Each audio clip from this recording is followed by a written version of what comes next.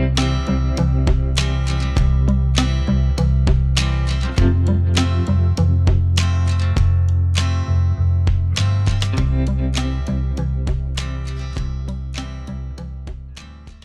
bonjour Dylan, je suis ravie de t'accueillir sur mon podcast aujourd'hui.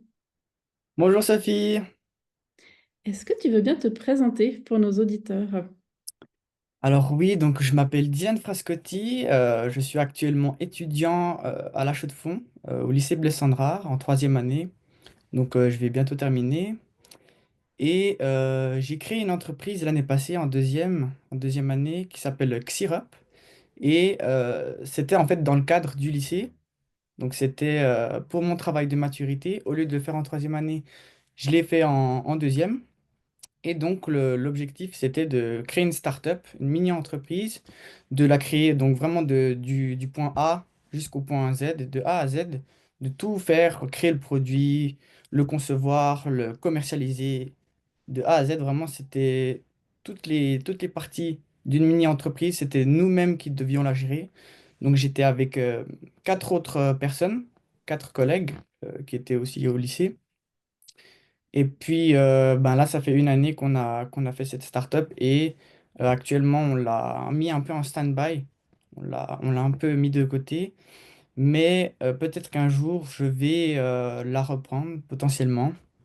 Donc voilà. Waouh, et tu as quel âge? Alors, j'ai eu 18 ans en octobre, donc ça fait un mois. Waouh, et quel a été le déclic qui t'a fait créer cette entreprise? Alors, je dirais que ça vient surtout du côté de mon papa. Parce que mon papa, il est horloger en fait de base. Il a une formation de micromécanicien. Et donc, il a créé aussi, lui, sa propre entreprise d'horlogerie, de montres. Et depuis un peu tout petit, je le suis dans tout ce qu'il fait, que ce soit au niveau des salons horlogers à Bâle, à Genève. Et ouais, vu que des fois je suis avec lui, je vois qu'est-ce qu'il fait à côté, comment il fait ses projets. Et donc ça m'a un peu donné envie d'entreprendre comme lui.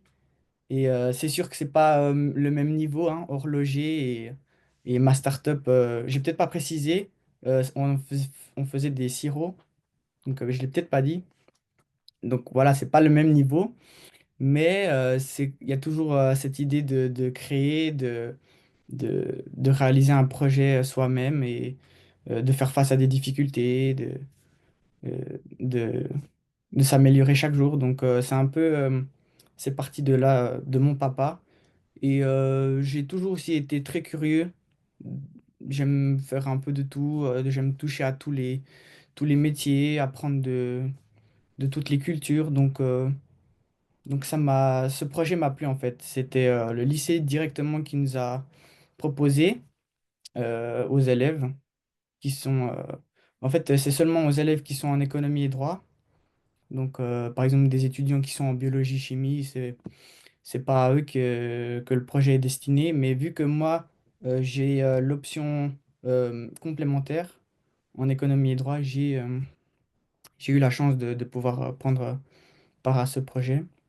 Et, euh, et puis je me suis dit, ben, allons-y, quoi. C'est une occasion dans une vie. On est jeune, on peut tester plein de trucs. Si on fait une erreur, c'est pas bien grave, on apprend. Et je me suis dit, ben, on va aller dans ce projet, quoi. Waouh, puis en plus, vous avez super bien réussi. Il y a eu une compétition l'année passée, vous êtes arrivé troisième, c'est ça? Oui, c'est ça. Alors, la compétition, donc ça s'appelle Young Enterprise Switzerland. C'est le programme YES. C'est cet organisme qui gère la compétition. Donc, en tout, on était environ 250 entreprises dans toute la Suisse. Ouais. Et, et donc, on avait des évaluations un peu pendant toute l'année. On avait, par exemple, un business plan à rendre. On avait des conférences devant des investisseurs. On devait présenter nos produits, nos idées, les convaincre. On avait un stand à la gare de Zurich. On devait présenter nos produits, discuter avec les passants. Et donc, Donc tout ça, c'était sur une année et à peu près chaque mois, il y avait une nouvelle chose, une nouvelle tâche à faire, en plus de commercialiser nos produits, de les...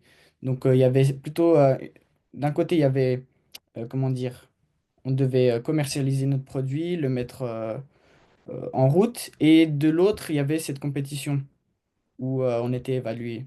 Donc si on avait des bonnes ventes, par exemple au marché de Noël, ça a impacté positivement sur notre évaluation. Donc ça, c'était un peu toute l'année. Et puis, c'était en juin, le 1er juin, la finale, donc, qui se trouvait à la gare de Zurich. On a eu la finale, donc on est arrivé dans le top 25. Et puis, sur ces 25 meilleures entreprises qui partaient depuis... donc, il y avait 250. Après, il y avait un top 75. Puis après, un top 25. Donc là, le top 25, c'était la finale. Et sur les 25, on est arrivé troisième. Waouh, bravo. Et ça, c'était toutes des entreprises créées par des jeunes comme toi au collège. Ouais, c'est ça. C'était des jeunes qui avaient entre 16 et 17. Il y avait un peu de tous les âges entre 16 et 19 ans. Donc c'était des lycéens et des gens d'école. C'était pas que des gymnasiens ou des lycéens. J'ai pas tout compris, mais je crois qu'il y avait aussi des écoles spécialisées qui participaient au projet. Mais c'était surtout des lycéens un peu comme moi, entre 16 et 18 ans, ouais. Mhm. Et comment tu as fait pour concilier tes études avec la naissance et la conception, le développement d'une entreprise et puis un bon résultat comme ça, une compétition nationale, hein, c'était pour toute la Suisse. C'est ça, ouais, c'est national. Euh, il fallait se débrouiller. Il fallait se débrouiller tous les jours. Il y avait tous les jours, ouais, c'était un combat, quoi. Chaque jour, on devait, soit il y avait un problème, par exemple, avec des fournisseurs, soit il y avait un problème avec, bah, même au sein de l'équipe, hein, on était 5 personnes. C'était pas toujours facile de toujours se comprendre, de toujours vouloir la même chose. D'autres avaient un avis sur ça, d'autres avaient un autre avis sur ça. Donc, c'était pas facile. J'ai trouvé comme l'expérience assez... c'était un vrai challenge. C'était vraiment un truc sérieux. C'était pas on crée une entreprise et c'est fun et on va voir qu'est-ce qui se passe. Non, c'est depuis le début. On a vraiment une pression assez forte avec ce projet. Déjà que la deuxième année de lycée, euh, toute seule, elle est assez compliquée. Il y a pas mal de matières, des nouvelles matières. Il y a beaucoup de travaux écrits. Il y a beaucoup de travail à faire. Et alors, en plus, avec le projet IS, ce projet d'entreprise, c'était comme si j'avais 2 années en fait. En une année, donc c'était assez difficile au début. Après, on a vite trouvé comment dire, on a trouvé des habitudes. Petit à petit, on trouvait nos marques. Et ouais, on a essayé de bien faire les choses, de de s'entraider, de pas laisser quelqu'un de côté. Si quelqu'un avait des difficultés, ben, on l'aidait au niveau de la startup. Donc, ouais, c'était assez hardcore, mais on a quand même réussi au final. On s'est dépassé et c'est une bonne expérience. Franchement, pour dire qu'on a seulement 17 ou 18 ans, de pouvoir créer notre propre startup, apprendre des choses, rencontrer des gens dans toute la Suisse, réaliser un business plan. Au début, on ne sait pas vraiment qu'est-ce qu'on va devoir mettre dans un business plan. Après, on écoute, on regarde, on recherche. C'est vraiment un truc à faire en tout cas. Ouais, voilà. Ouais, en tout cas, moi, je suis impressionnée. Vous avez un super site internet. Tu as eu des interviews dans Le Temps, la RTS, le matin. Enfin, c'est assez énorme tout ce qui a, tout ce qui est impliqué dans ce que vous avez fait. Ouais. Ouais, bah alors oui, en tout, on a eu 10 médias, à peu près 10 médias qui ont parlé de nous. Donc ouais, de ce côté, c'était un succès. On a eu la RTS qui a parlé de nous dans un podcast. On est passé à la télé avec Canal Alpha. On est passé aussi à la radio RTN. Et puis, bref, le matin, plein de différents médias qui ont parlé de nous. Donc ouais, c'était une bonne pub pour nous. Et on n'en a pas parlé, mais en fait, ton entreprise, ce qu'elle faisait, enfin ce qu'elle fait toujours, même si c'est un petit peu en stand-by, c'est de produire des sirops qui évitent j'ai noté, hein, qui évitent le gaspillage alimentaire avec des ingrédients naturels et sans conservateur. Et l'idée, c'est aussi de remplacer les boissons alcoolisées qui sont trop sucrées, malsaines. Enfin, c'est juste un super concept. Comment tu as eu cette idée? Alors, pour débuter, en fait, on avait plusieurs idées au début de ce projet. Donc, au début, on voulait faire un kit d'huile essentielle écologique. Après, on avait un peu plein d'idées en même temps. C'était le début, on avait de la marge dans le temps, on pouvait un peu regarder, tester des trucs. Et puis après, on devait quand même se dépêcher un peu. On avait l'idée en fait de faire des pastilles comme les pastilles pour le bain, des pastilles, plutôt des boules effervescentes un peu comme pour le bain, mais pour faire une boisson. C'est-à-dire qu'on la dissout dans son eau, dans son verre d'eau, pour en faire une boisson un peu à un goût quelconque. Et ce qu'il faut dire, c'est que du côté de la chimie, du côté du goût, c'était pas terrible. On a fait divers tests qui n'ont pas vraiment conclu à un bon résultat. Donc on a dû assez vite trouver une autre solution. Et les sirops étaient cette solution. Donc c'était un peu dans la même idée de créer des cocktails, de créer des boissons avec un goût original et d'allier anti-gaspillage et anti-alcool. Parce qu'en fait, dans le projet YES, de toute façon, on ne peut pas commercialiser des boissons alcooliques ou qui ont de l'alcool dedans. Et après, on a réfléchi à à une autre valeur importante qui était donc l'anti-gaspillage. C'est-à-dire qu'on allait récolter nous-mêmes, par exemple, des pommes dans tout le canton de Neuchâtel. En tout, on a presque récolté 1 tonne de pommes. Et puis, donc ça, c'était... avec ces pommes, on a fait un sirop qui s'appelle le pomme mojito. C'est-à-dire qu'on l'a mélangé avec aussi du citron et de la menthe. Donc, pomme, citron et menthe. Et donc, ça faisait ce premier sirop. Puis après, on en a eu d'autres. Euh, C'était en octobre, je crois. On a récolté des raisins. Donc, une personne qui a entendu parler de notre projet nous a contactés. On a pu récolter une centaine de kilos de raisins. Et puis, bon, on en a fait un sirop, un deuxième sirop qui s'appelait le vin chaud. Donc, pour faire un, un vin chaud sans alcool. Donc, ça, c'était pour les fêtes de Noël qu'on l'a sorti. Et puis, on a encore sorti un troisième sirop à l'orange et au piment. Donc là, c'était un agriculteur qui avait un stock d'oranges et il savait qu'en fait, le stock n'allait pas être totalement vendu, qu'il y en avait trop. Donc, il nous a donné une partie. Donc ouais, il y en avait peut-être pour 200 300 kilos d'oranges. Et puis, le dernier, c'était au kiwi, où là, les kiwis venaient de Aubonne. Donc, c'est pas loin de où tu travailles, non? Si je me trompe. Oui, c'est Aubonne. une trentaine de kilomètres, quelque chose comme ça. Ouais, c'est ça. C'est dans le canton de Vaud. Et puis, donc là, on avait récolté, on a reçu 100 kilos aussi d'un agriculteur qui fait pousser des kiwis dans son champ et qui, en fait, avait des kiwis où la forme n'était pas faite, n'était pas, comment dire, Calibré au bon voilà, calibre. calibrée, n'était pas conforme au commerce. Et donc, là aussi, on a pu sauver des kiwis.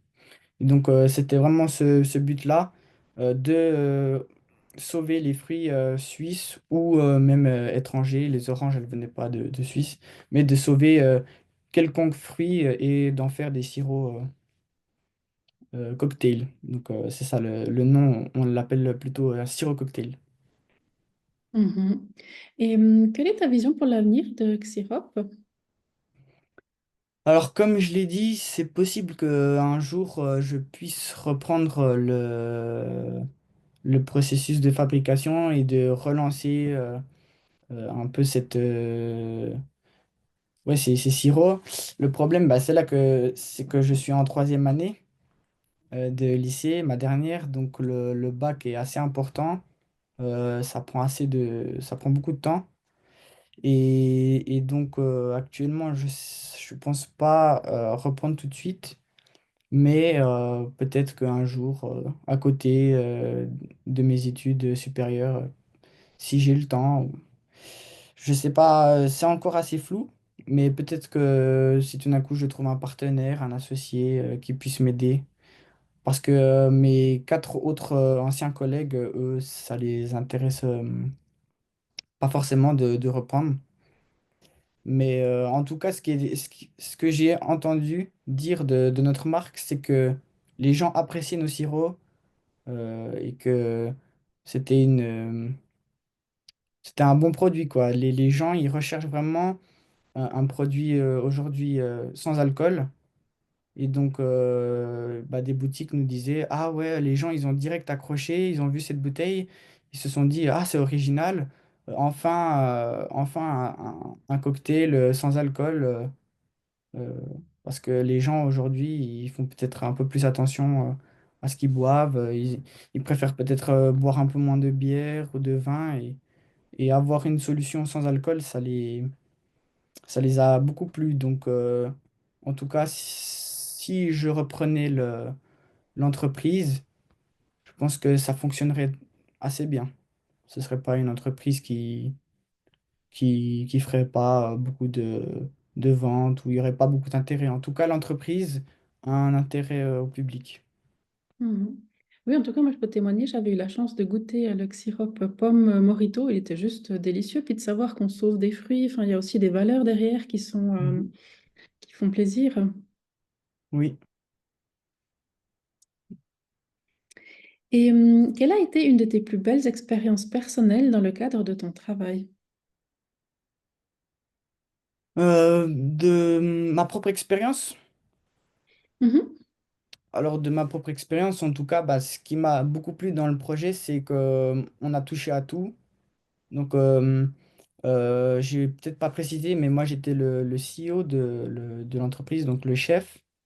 Après, j'avais une collègue qui faisait le marketing, une autre collègue qui faisait les finances. Et en tout cas, moi, ce qui m'a plu, c'est que je pouvais un peu toucher à tout. J'ai pu apprendre la communication sur les réseaux, comment on valorise un produit sur Instagram, TikTok. Donc, mettre en place une campagne publicitaire, ça m'a beaucoup plu, ça m'a beaucoup ouvert l'esprit en tout cas de faire ces campagnes. Et puis aussi, ben, j'avais une collègue qui s'occupait des finances, mais même moi, j'ai pu apprendre comment on gérait la comptabilité d'une entreprise. J'ai pu apprendre comment on trouvait un point mort pour savoir à quel moment, au combienième sirop vendu, on n'est plus en perte. C'est-à-dire que là, on va commencer à faire du bénéfice. Donc, euh, j'ai vraiment pu voir de tous les horizons. Il y en a encore plein d'autres que je pourrais citer, mais euh, en tout cas, cette expérience m'a beaucoup appris dans tous les domaines. J'ai rencontré des gens de toute la Suisse. J'ai même pu parler en allemand, en anglais, donc ça m'a même, comment dire, renforcé dans les langues. Donc, j'ai pu euh, parler dans différentes langues. Et puis, ouais, on est allé à Saint-Gall, on a pu discuter avec des investisseurs dans une foire où on était invité. Ça s'appelle le Start Summit de Saint-Gall. On a pu aller à Fribourg, on est allé à Genève pour toutes sortes d'événements différents. Donc, en fait, de pouvoir un peu aussi, à côté des études, rencontrer des personnes et euh, développer une entreprise, c'est vraiment une expérience qui m'a beaucoup apporté et qui m'apportera, je pense, pour le futur et pour plein d'autres choses. Et si un généreux investisseur te donnait 1 million de francs pour ton entreprise, qu'est-ce que tu ferais? 1 million de francs.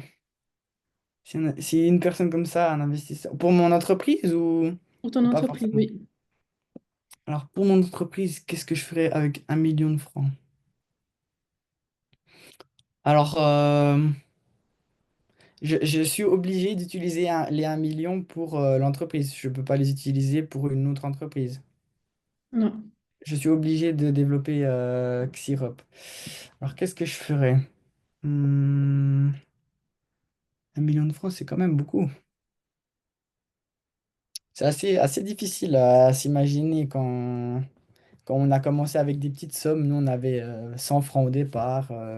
On utilisait notre propre. Ouais, on utilisait en fait notre argent de poche un peu. On a quand même eu un événement où on a récolté des fonds. Mais même là, on a récolté, c'était 1000 francs environ. Mais au départ, parce que en fait, l'événement est venu un peu après le début du projet. Donc au départ, on a commencé vraiment avec nos propres sous. Mais qu'est-ce que je ferai avec 1 million?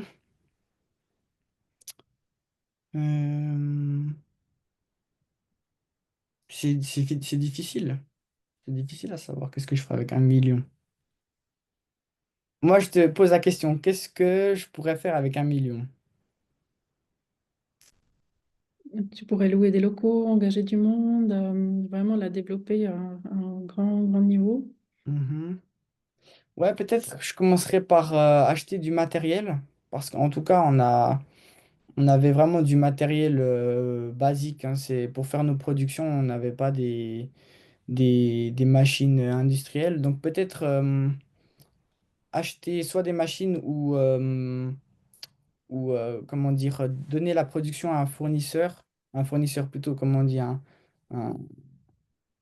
un groupe qui fait par exemple déjà des limonades et puis qui peut après faire des sirops.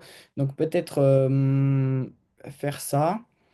Et peut-être aussi collaborer avec d'autres entreprises qui sont dans le gaspillage alimentaire, donc qui pourraient nous donner des fruits. Et puis peut-être investir dans des bouteilles. Mais c'est assez difficile à s'imaginer.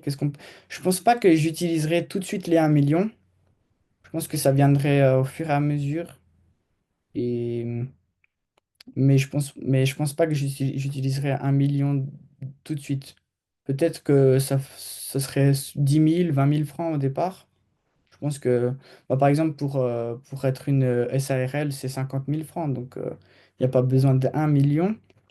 Mais, mais voilà, ouais, je commencerai par les bases. Acheter peut-être un local, des locaux, pour aussi mettre mes sirops. Parce que, ouais, ça prend de la place, c'est lourd. Donc, nous, on avait une autre équipe au lycée qui faisait des bonbons au miel. Et donc là, bah, c'est un peu plus petit, c'est facile à transporter, mais pour des sirops, ouais. Peut-être aussi dans des caisses, des grandes caisses pour pouvoir stocker les bouteilles. Nous, on avait des caisses en plastique, c'était un peu à l'arrache. Oui, c'était à l'arrache. Donc, ouais, peut-être investir dans des caisses, des endroits pour stocker les bouteilles et peut-être déléguer la production à une usine de limonade, de pouvoir ouais, déléguer. Mais merci pour ta réponse. C'est super intéressant de se rendre compte qu'on peut commencer. Enfin, vous avez commencé avec 100 francs, tout à coup, vous avez reçu 1 000 francs, enfin, avec des petites sommes. Et puis, ben, beaucoup de travail, beaucoup d'huile de coude, de la débrouille aussi, si j'entends bien. Ouais, bah, comme j'ai dit, c'était quelques centaines de francs, on a pu commencer avec. Et puis après, bah, on a aussi beaucoup d'aide des parents ou des grands-parents, des amis.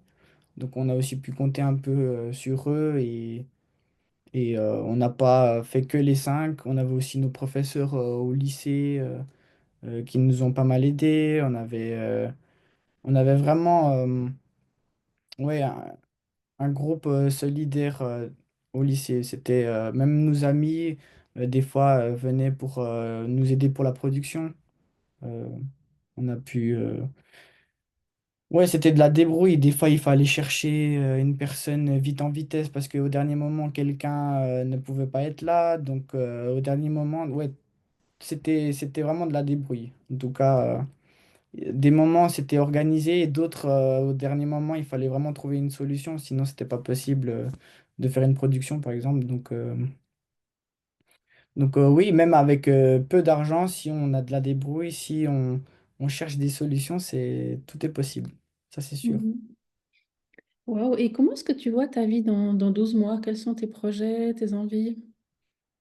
Alors, dans les 12 mois à venir, je pense que je serai à l'EPFL parce que c'était en plus il y a 2 jours. J'ai participé aux portes ouvertes de l'EPFL à Lausanne et c'est vraiment un lieu où je pense que je vais pouvoir bien étudier. En tout cas, j'ai toujours eu aussi une grande passion pour la science, les mathématiques, la physique. En fait, c'est mon option spécifique au lycée, donc physique et application des maths. Et puis à côté, j'ai l'économie et droit en option complémentaire. Donc en fait, j'aime un peu de tout. J'aime la physique et j'aime tout ce qui touche à l'économie. Mais en tout cas, ce qui est bien là-bas, c'est que aussi on peut créer des projets, des startups. Beaucoup de startups sont créées là-bas. Euh, il y a Dernièrement, j'ai vu que un groupe d'étudiants avait réussi à faire décoller une fusée et à la faire atterrir au même endroit. Donc ça aussi, c'est des startups qui sont directement créées là-bas à l'EPFL. Et bah, le campus de l'EPFL est gigantesque. Il y a tellement d'opportunités, des gens à rencontrer là-bas. Je suis sûr que c'est comment dire, un endroit productif et qui me plaît. Donc, dans les 12 mois, je me vois là-bas. Et quelle serait la prochaine start-up que tu aimerais créer ou bien à laquelle tu aimerais participer? Alors, je sais pas si on peut dire que c'est une start-up, je pense que maintenant c'est une entreprise, mais en tout cas, tous les projets que Tesla est en train de développer, je me verrais bien travailler dans une entreprise telle que Tesla ou une entreprise ou même chez la NASA. À la NASA, ça me plairait.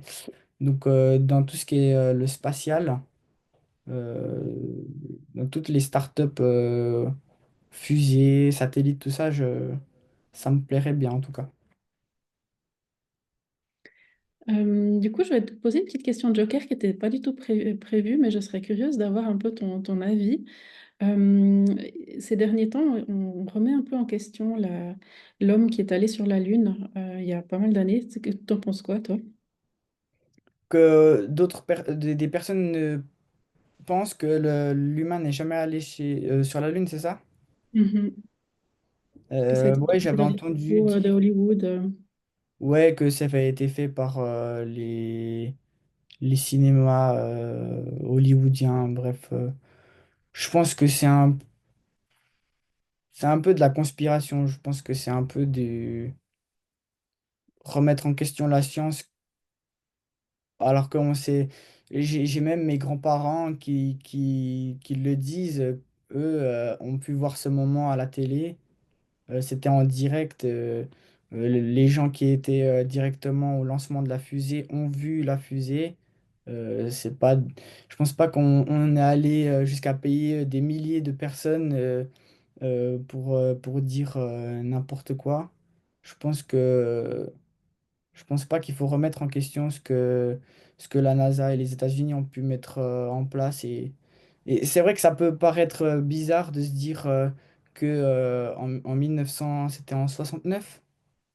Par En là, 60 tout à en fait. 69, c'est vrai qu'on peut remettre en doute un peu les technologies qui ont été utilisées, mais mais je pense là aussi, ils ont dû faire un peu dans la débrouille, dans la course à l'espace et même s'ils n'avaient pas les technologies nécessaires, parce que c'est vrai qu'ils avaient je sais plus c'était quoi, un ordinateur. Aujourd'hui, un téléphone, je crois que c'est ça, un téléphone qu'on a sur nous a plus de mémoire que l'ordinateur. Je crois que j'avais vu ça, que notre téléphone a plus de mémoire de calcul qu'un ordinateur, que l'ordinateur qui était dans la fusée Saturne, je sais plus combien. Mais bref, c'est vrai que ça peut paraître bizarre, mais je pense pas qu'il faut remettre en question ce qu'on a pu faire. Je pense qu'on est bien allé sur la Lune et c'est pas, ça n'a pas été inventé. Mhm. Merci. Et est-ce que tu veux bien nous partager une leçon importante que tu as apprise dans ta vie, que ce soit par rapport à Xirop ou bien dans ta vie d'étudiant, de jeune? J'ai pas entendu, il y a eu un petit problème, désolé. Ah, pardon. Est-ce que tu veux bien nous partager une leçon importante que tu as apprise dans ta vie? Que j'ai apprise dans ma vie. Euh, Croire en soi. C'est un truc super important, c'est de croire en soi. Pour mon entreprise, j'ai su tout de suite qu'on allait faire un truc bien. C'est que j'ai tout de suite dit à mes collègues, il faut vraiment qu'on fasse un gros truc. Il faut pas qu'on se limite. Il faut qu'on faut croire en soi-même. C'est-à-dire que bah, même mes profs, parce qu'en fait c'était la première année que c'est la première fois dans mon lycée que le projet Yes était intégré. Et même eux, ils se disaient, ouais, mais ça va être dur, ça, on doit créer notre propre place. Il y a d'autres lycées, ça fait le lycée Jean Piaget, ça fait 20 ans qu'ils sont dans ce projet. Ils ont tellement de choses de plus, ils sont en avance sur nous.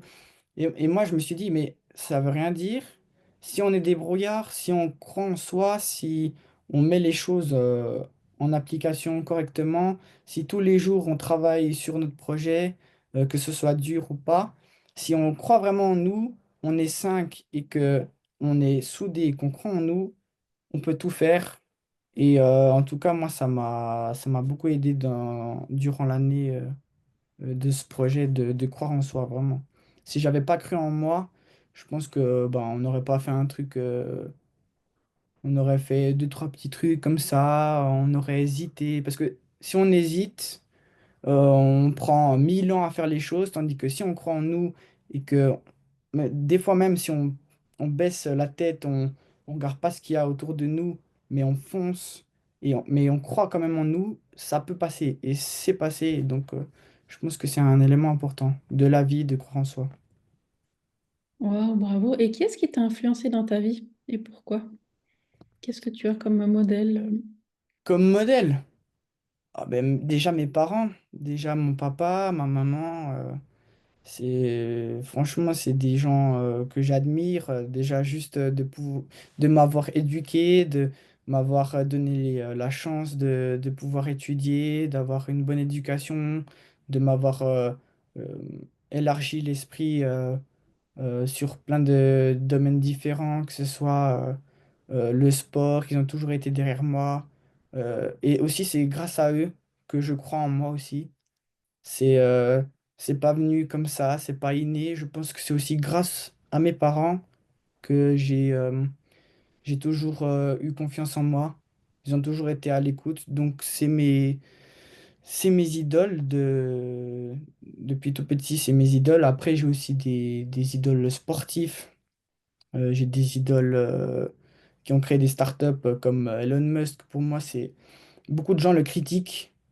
Mais pas beaucoup de gens connaissent vraiment son parcours, comment il a débuté, dans dans quelles conditions de vie il est né. Euh, c'est Elon Musk, il y a tellement de sportifs que je pourrais citer, Federer. Moi, j'adore le tennis et pour moi, c'est quelqu'un que je respecte. C'est un idole pour moi. Donc, franchement, j'ai beaucoup d'idoles, mais il faut quand même aussi dire que mes parents. Je peux leur remercier, je peux les remercier pour beaucoup de choses. Wow, merci. Et avec qui est-ce que tu aimerais partager un repas? Avec un repas, avec quelqu'un pour faire un repas. Tu as carte blanche. Carte blanche. Elon Musk. J'aimerais bien le voir vraiment en vrai, comment il est. Voir un peu comment... Bon, j'ai déjà regardé pas mal de vidéos à son sujet, mais de pouvoir vraiment discuter et vraiment comprendre sa façon de penser, mais vraiment en face de moi, ça peut vraiment être intéressant de discuter avec lui. Je pense que j'aimerais bien discuter avec lui, en tout cas. Et justement, de quoi tu aimerais parler avec lui? Qu'est-ce que tu aurais comme question, comme... De ses projets, de comment il voit les choses dans les 50 prochaines années. Euh, ouais, puis d'en apprendre un peu plus sur lui, parce que c'est vrai que sur YouTube ou dans différents podcasts où il est allé, on voit ce qu'il a fait, mais des fois, quand on est vraiment face à face, euh, tout seul avec la personne, c'est là où des fois on comprend mieux les choses, où on est mieux dans l'interaction. Donc je pense que si j'étais vraiment en face de lui, ce serait totalement différent que si je regarde une vidéo YouTube où là, l'interaction se passe entre lui et la personne qui l'interviewe, tandis que si c'est moi qui peux vraiment discuter avec lui, je pense que ça peut vraiment être plus interactif. Ouais. Mais il y a Mhm, tellement d'autres personnes avec qui je pourrais discuter, mais voilà, à choisir Elon Musk. mhm. Et est-ce que tu veux bien nous partager un moment de ta vie où tu as ressenti beaucoup de gratitude et puis nous décrire les circonstances? Beaucoup de gratitude. Bah, mes grands-parents aussi. J'ai dit que je remerciais beaucoup mes parents, mais aussi mes grands-parents. Que ce soit quand j'étais petit, ils m'ont apporté beaucoup de choses. Quand j'avais des moments difficiles, j'ai toujours eu de l'aide de leur part. Et puis même pendant le projet, l'année passée, j'avais beaucoup... ils étaient tout le temps là, en fait, derrière moi, à me soutenir, à me donner des idées, euh, à m'aider, que ce soit pour apporter, par exemple, des bouteilles. À notre cuisine. Donc mon papy, il a toujours été, par exemple, là pour conduire la voiture et apporter les bouteilles. Donc j'ai beaucoup de gratitude aussi envers eux. Et, euh, et puis de la gratitude envers ma famille. Et ouais, je remercie beaucoup ma famille pour tout ce qu'ils font chaque jour. Mhm. J'ai créé Wow, une start-up, mais c'est grâce à eux aussi. wow, c'est beau que tu en sois conscient comme ça. Merci. La force de la famille. Mhm. Oui, c'est important. Et Dylan, qu'est-ce qui te met en joie? En joie, le sport. La nourriture, la science, l'actualité, il y a beaucoup de choses qui me mettent en joie. En tout cas, de faire du sport, je trouve que c'est important d'en faire. Ça permet de se libérer, de faire un truc pendant la journée où on est vraiment focus. Et même de pouvoir euh, qu'est-ce que je dis? Non, de faire du sport, mais aussi de travailler. Donc sur des projets, par exemple, l'entreprise, ça paraît difficile, mais en fait, c'est vraiment un truc où on est à fond dedans. En tout cas, moi et mes collègues, on était à fond dedans. Donc c'était vraiment aussi, même si ça paraissait difficile, c'était un truc qui nous donnait, qui nous procurait du plaisir, de voir que euh, petit à petit, on arrive à s'améliorer, on arrive à vendre nos produits, ça plaît aux gens, ça, ça procure du plaisir aussi aux autres gustativement, que le produit plaisait.